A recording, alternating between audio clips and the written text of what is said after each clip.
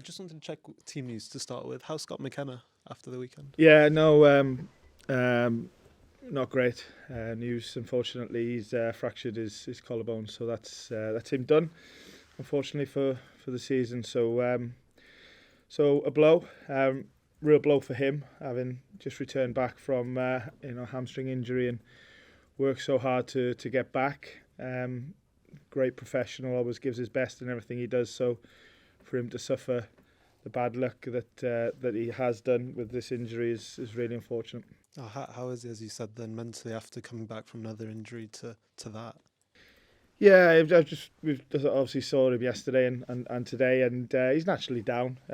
He's a fairly positive guy anyway, and sort of pretty low key. Really gets on with his work, and like I said, really good professional and a good team man.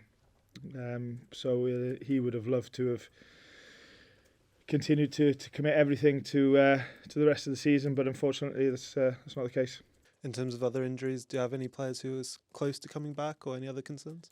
Cheku and Serge are not far off training fully with the group. Obviously not quite yet. They're right at the back end of their recovery.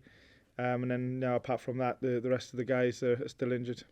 Looking ahead to Brighton, what have you made of, obviously, the cup result yesterday, and how do you prepare for a team like that when they've just played 120 minutes in a shootout? No, Brighton quite rightly been getting a lot of credit and praise for the season that they're having, and you can see why. And obviously, you see them often anyway, as we do in the Premier League. But when you play an opponent, you study them even more. And it seems like a really aligned and joined up club that's very clear about how they do everything, that's very much been taken onto the pitch this season. So it's going to be a really tough opponent, but one that we're preparing well for, and that we want to be ready for. It's games are obviously getting more intense now, and there's a lot more scrutiny on them, and what ifs around results, and we've got to look after ourselves and commit to our contribution to the game. We're at home. It's at the City Ground, and we know that we can have good days there, and we're giving everything we can to try and make Wednesday one. Off the back of the recent results, how do you find the mood in the squad at the moment, especially as you mentioned the games are ticking down? Yeah, I mean, we're all aware of the situation, and the challenge continues. There's no doubt about that. So we're not we're speaking very openly about the present situation, and we know the run is far from what we want it to be, and then there'll be the add-on sort of data around it, and that won't be pleasing either. But as I've said before, we have to take responsibility for that, and always try and change things around. And like I said, the challenge continues. Man United and Liverpool were the last two games, and we've not managed to get anything out of them games. But we're not in the situation we're in because of them last two games. It's because of the phase before that. But we've got to keep looking forward. We've got to keep doing whatever it takes on a day-by-day basis to give our best and to be at our best in the next games, because there still is games to play, and we're right in amongst a group that are in a similar situation, and things can quickly change, but we've got to make sure that we make that happen. And finally, from me, Steve, apologies if you've been asked this recently, but we've not seen a lot of Jesse recently in terms of game time. I just wonder what he has to do in training and what you need to see from him to get more minutes. Same as everybody else, really. It's he's had an indifferent period in terms of availability. He's carried a few knocks and a few twinges that have set him back. Not for long, but for for a couple of days, and I think there was a couple of weeks around the international break where he didn't train. So he's not been the luckiest person on that front, because, like I said, they've been little minor things that have happened that have just set him back. But in terms of what he and everybody else has to do, and that's just to train well, to play well, to take opportunities. He's not on his own. Everyone's in the same category on that, and do whatever it takes to give their best every day and perform well, and give me decisions to make. Thank you, Steve. Good luck. You too, Dan. Thanks, mate. Hi, Steve. Good afternoon. It was an hour defeat against Liverpool. Despite the result, what encouraged you the most in terms of the team performance? Yeah, you don't want to speak too positively after a defeat, and you never should, and particularly on the run that we're on. Um, but I've also got and I say this even after a win. I think you have to, as a coach, you have to look at everything in the game, what went well, what didn't, and sort of everything in between that, and try and put them together to move forward. Obviously, always in line with your philosophy and how you want to work and how you want to play.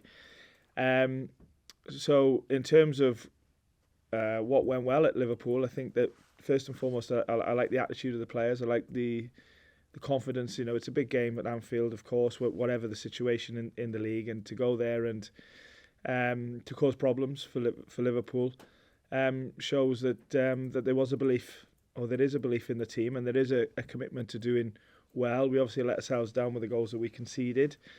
But we sort of never gave up in the game, and if anything, really kept going until the end. And of course, it's another defeat away from home, but again, like, I don't want to sound too fluffy, but it was one of the better performances away from home. And as I said straight after the game, we're always looking to grab hold and cling on to what's good in a game, in a training session, to try and build on it to be ready for the next game. And that's what we've looked at with the players over the last couple of days, and hoping to go better in the next game in terms of performance, even though it wasn't bad at Liverpool, but certainly result.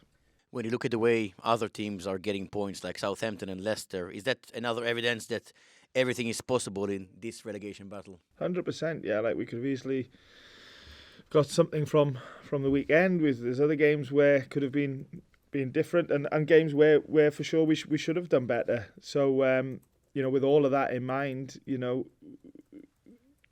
sort of makes you reassured that if you get things right for a game and you deliver them well, then we can win any game. And we've got to keep believing in that, because as I said on many occasions, if we ever lose belief in that, if we ever lose a trust in that we can do that, then they will never happen. So we've got to keep going. Of course, we need to do better. Of course, loads of things we need to do better. But unless we believe that we can improve and that we can get the right results, then we have no chance. A lot of discussions about the pressure of relegation battles from the club, fans, and players' point of view. But how do you find dealing with it from your personal perspective as a manager? Well, I don't think about my personal perspective. I always think about what's right for the team and the club.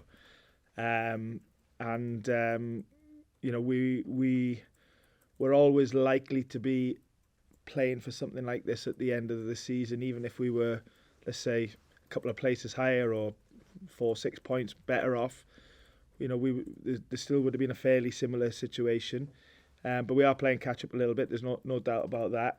I think for me, always in these situations, you have to use the situation as motivation, and ours at the moment is to pick up more points than what we get in and try and improve the league position. But as I said, what's important is that you focus on the controllables, you control the controllables. And today, for example, the only thing that we can do is train well, is prepare well, is do everything off the pitch well that's required to be professional, and that's the only thing we can influence today. And we don't need to look too far ahead. We don't need to think about things out of our control. We just need to concentrate, like I said, in what we're in control of. And I think it's my job to really drive that to the players, myself, the staff, to ensure that happens. What do you think would be the key from your point of view in order to try and stop Brighton on Wednesday? Well, everything really in terms of our own performance. For sure, Brighton, I've already said, have been excellent this year and deserve every bit of credit that they get in, rightly so. And because of that, because they become a really tough opponent in a particular way because of how they play. But we have to really back ourselves. We have to really believe that we're at home, under lights, city ground.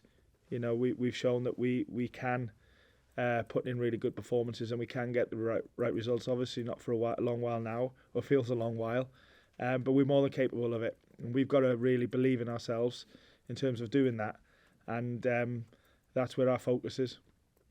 Thank you. Hi, Steve.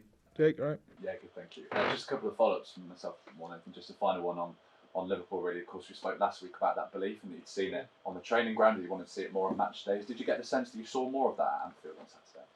Well, we did on that day, for sure. And like I said, it's you don't want to speak too positively about a game that you lose, but it was one of our better away performances. There's no doubt about that.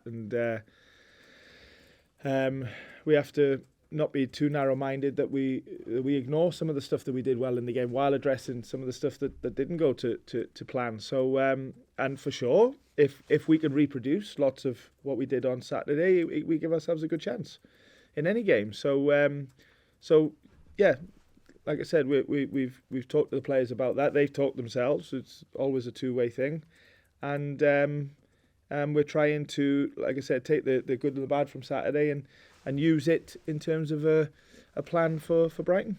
You mentioned about Brighton having that certain way of playing. What will you need to do well to come away from Wednesday with a result? Lots of things. You need to do well to win any Premier League game. I think the thing that comes into my mind first of all is the mentality and the attitude, and the confidence and desire to do whatever it takes to get the right result. And then, like I said, we have to be more than aware of some of the things that Brighton do in terms of how they play, but knowing that we do that plus do what we want to do, then we can hurt opponents as well, and Wednesday will be no different. So yeah, we're clear on the plan. We respect Brighton, respect any opponent, of course, but that's what putting a game plan putting a game plan together is, and we look forward to hopefully delivering it well on Wednesday. At this stage of the season, just how pivotal is it, the role that the fans can play from here on to get you over the line at some point? I think everything is pivotal. Yeah, supporters of without sounding like a broken record, have been incredible this year, in good, bad, and everything in between. What we've done on the pitch. And as I've said before, we'll never take it for granted or be entitled by it. But to answer your question, it can help enormously. So, but we keep saying that. I know, for example, on the weekend, before the game kicked off, I know when the players got into the huddle, I think it was mentioned that the supporters they heard the most was ours, and that tell you how much that they're with us and they're supporting us and really playing their part. We've got to play ours, from me, the players, the staff. We've got to play our part and make sure that we try and have the connection that we do have at the City Ground to make it tough for Brighton, but more importantly, better for us.